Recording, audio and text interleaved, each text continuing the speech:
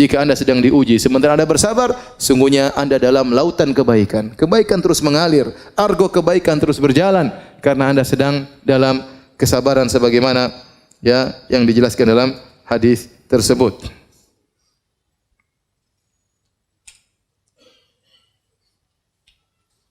Oleh karena dalam hadis disebutkan kata Nabi sallallahu alaihi wasallam, "Ma min ahadin minal muslimin."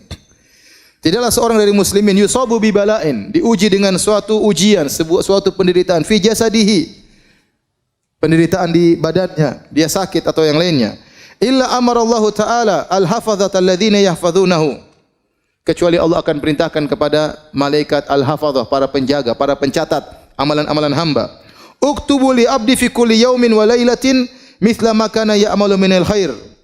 Maka tulislah bagi hambaku kebaikan terus mengalir setiap hari, siang dan malam, seperti yang biasa dia lakukan dari kebaikan yang dia lakukan. Madama mahbusan fiya, selama dia ya tertahan gara-gara ya fi wathaqi, karena dia sakit, dia sabar dengan penderitaan tersebut.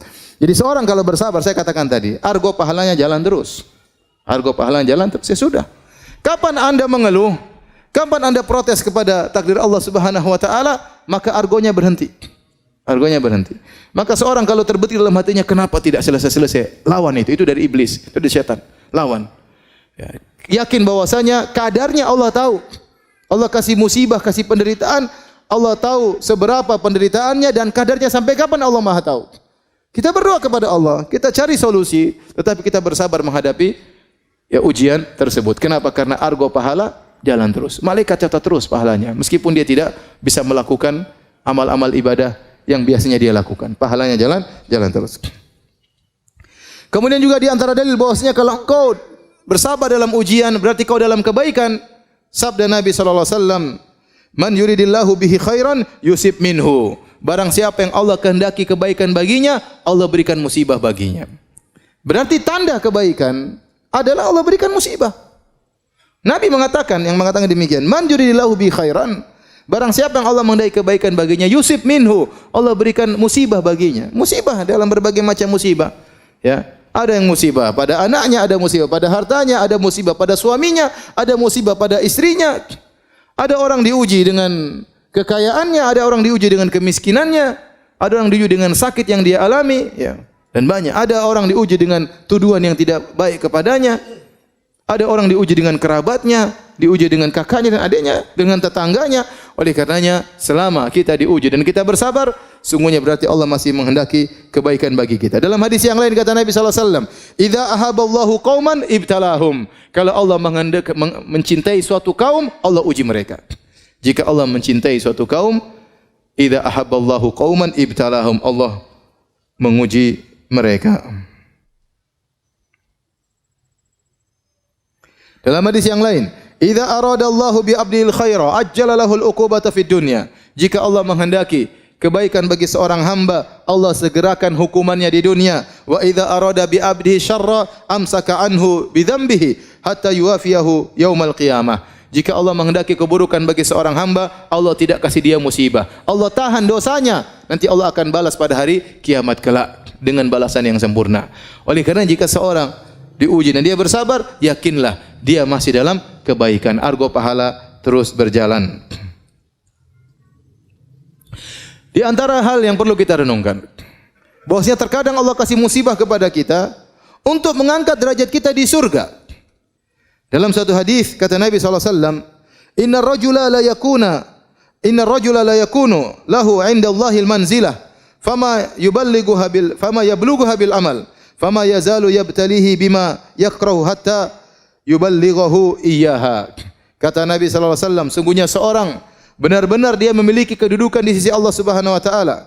Namun Allah tidak bisa mengangkat dia ke posisi tersebut dengan amal solehnya. Artinya apa? Allah lihat amal soleh dia sedikit, tidak cukup. Pahala dia tidak cukup untuk mendongkrak dia untuk naik ke derajat yang tinggi tersebut. Fama yazalu yabtalihi, maka Allah terus mengujinya. Allah terus memberikan musibah kepadanya. Bima yakrah, dengan perkara yang dia tidak sukai. Hatta yuballighahu iyyaha, sampai Allah pun menyampaikan dia pada derajat tersebut. Ini yang disebut dengan musibah menambah derajat seseorang. Ya, siapa di antara kita yang tahu amal solehnya banyak? Ya akhi, kita baca Quran jarang-jarang. Ya kita salat malam jarang-jarang. Itu pun salat malam dalam kondisi ngantuk-ngantuk. Sedekah masih pelit. Berbakti sama orang tua juga jarang-jarang. Baik sama istri pun tidak banyak. Perhatian sama tetangga kurang. Zikir juga lisan tidak pernah basah dengan zikir kepada Allah Subhanahu wa taala. Ibadah kita kurang. Kalau kita mau kita kalkulasi ibadah kita sangat sedikit. Terus kita ingin mendapat derajat yang tinggi, tidak ada cara lain kecuali dengan dikasih musibah. Di balik musibah tersebut banyak ibadah-ibadah yang mau tidak mau kita lakukan. Ya, kerendahan diri, kesedihan, kembali kepada Allah Subhanahu wa taala, menangis dalam sujud, menangis dalam salat malam. Ternyata dengan dikasih musibah tersebut, pahala kesabaran seorang hamba mengangkat dia pada derajat yang tinggi. Kalau dengan amal saja dia tidak mampu. Inilah maksud dari hadis tersebut. Dalam riwayat yang lain, kata Nabi SAW, Innal abda idza sabaqat lahu minallahi manzilatun falam yablugha bi amalin ibtalahu Allahu fi jasadihi. Sungguhnya seorang hamba jika telah tercatat ya bahwasanya dia punya kedudukan di sisi Allah dan dia tidak bisa sampai pada kedudukan tersebut kecuali dengan amal dia, maka Allah akan mengujinya pada jasadnya. Au malihi, atau Allah akan mengujinya pada ekonominya, pada hartanya. Au fi waladihi, atau Allah akan mengujinya pada anaknya. Subhanallah. Mungkin dia diuji pada jasadnya, mungkin terluka, mungkin sakit, mungkin celaka, atau diuji pada hartanya, mungkin usahanya gagal, mungkin kerugian, mungkin uangnya dicuri, mungkin uangnya dirampok, mungkin ada yang hilang. Au fi waladihi, mungkin anaknya yang sakit, mungkin anaknya meninggal. Subhanallah. Allah kasih ujian kepada dia. Tsumma sabbarahu ala dzalik, kemudian Allah bikin dia bersabar atas ujian tersebut. Hatta yuballighahul manzilata allati sabaqat lahu min Allah. Sampai Allah pun menaikkan dia, mendongkrakkan dia, didongkrak sampai pada posisi yang sudah tercatat baginya di sisi Allah Subhanahu wa taala.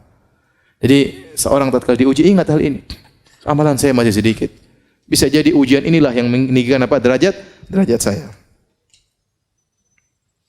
Kemudian di antara hal yang perlu dia ingat tatkala dia sedang bersedih diuji dengan ujian, ingatlah bahwasanya ujian tersebut sebagai kafarah, menghilangkan dosa-dosanya. Menghilangkan dosa-dosanya. Kata Nabi sallallahu alaihi wasallam, "Ma yusibul muslim min nasabin wala wasabin wala hammin wala hazanin wala adhan wala ghammin hatta syaukata yushakuha illa kafarallahu biha min khatayahu."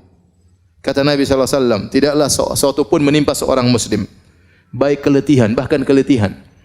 Baik nasabin, keletihan, baik wasab, sakit apapun, sampai demam, ya, sampai demam. Kata Nabi sallallahu alaihi wasallam, la tasubbi al-humma, jangan engkau mencela demam.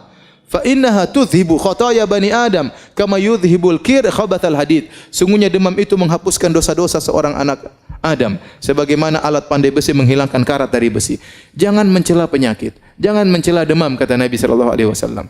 Jadi seorang letih, seorang sakit, ya, wala hazanin, kemudian juga kesedihan yang menimpanya, ya, sampai wala hammin, ya, ham itu kekhawatiran tentang di kemudian hari, gimana nanti besok, bagaimana lusa, bagaimana tahun 2000 sekian, bagaimana anak saya kalau sudah besar. Kekhawatiran ini pun ini kesedihan. Kalau hazan, kesedihan tentang masa lalu. Kalau hammin, kegelisahan, kesedihan tentang masa depan yang dikhawatirkan. Ini juga menghapuskan dosa-dosa. Wala adzan, dan juga gangguan orang yang orang berikan kepada dia. Dia dizalimi, dia diganggu, dikata-katain, dituduh yang tidak digibahi. Ini semua penghapus dosa. Wala ghammin, kegelisahan. Seorang muslim terkadang tidak jelas, tahu-tahu dia gelisah. Tahu-tahu ada hatinya lagi tidak tenteram, tidak tahu kenapa. Ketahuilah itu penghapus dosa-dosa. Wala syauka yushakuha, bahkan duri yang mengenai tubuhnya, kecuali Allah akan menghapuskan dosa-dosanya. Maka seorang bersabar, ya, tatkala, ya, diberi ujian oleh Allah Subhanahu wa taala. Ya, sampai dalam hadis disebutkan sampai dia diuji oleh Allah terus, sampai dia berjalan di atas muka bumi tidak ada dosa sama sekali. Berjalan dengan santai, tidak ada satu dosa pun yang ada di tubuhnya. Kenapa? Selama ini dia bersabar tatkala diuji oleh Allah Subhanahu wa taala. Terkadang orang, ya ikhwan, diuji dengan berbagai macam ujian, dari ujian satu ke ujian yang lain. Dan itu yang dialami oleh Nabi sallallahu alaihi wasallam. Terkadang orang dikasih uji dengan satu ujian. Karena kalau Allah tahu dia mampu menghadapi ujian ini. Kalau dikasih ujian lain mungkin dia tidak mampu. Ya sudah, Allah kasih dia misalnya kesulitan ekonomi terus sampai dia meninggal dunia. Itu ujian yang bisa dia hadapi. Dia sabar. Ada orang dikasih misalnya cacat atau dikasih sakit. Ujian terus bertahun-tahun sampai dia meninggal dunia. Allah tahu ini ujian yang bisa dia hadapi. Inilah yang bisa mengangkat derajatnya. Ini yang bisa menghapuskan apa? Dosa-dosanya. Ya akhi, sekarang kita banyak dosa. Saya sering sampaikan kalau zaman dahulu orang ingin tidak berdosa gampang. Tinggal dalam rumah tidak berdosa. Sekarang dalam rumah juga berdosa. Sendirian juga berdosa. Selama pegang HP berdosa. Kalau internet mati baru tidak berdosa. Kamu internet mati apa yang mau dilihat? Enggak ada. Mau gibah enggak ada teman gibah kalau sendirian. Mau dengar berita gibah pun tidak bisa. Ya.